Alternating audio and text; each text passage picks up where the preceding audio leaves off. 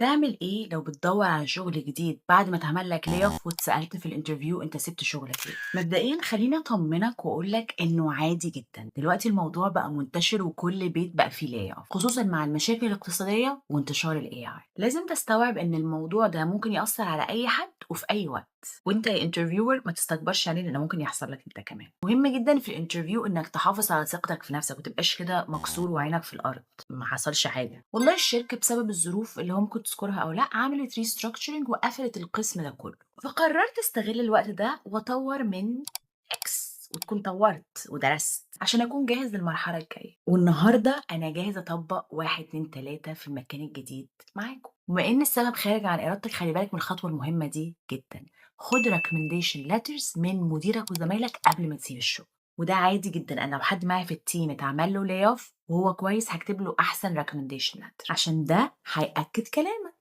الخلاصة إن في موقف زي ده أشوف شخص واثق من نفسه وقادر يقف تاني على رجليه، مش عايش دور الضحية. ده شخص هيكون بيعرف يتأقلم مع أي ظروف. يا ترى أنت أو حد تعرفه حصل له layoff وشايل هم الانترفيو؟ اكتبوا لي في الكومنتس. Let's know the mind.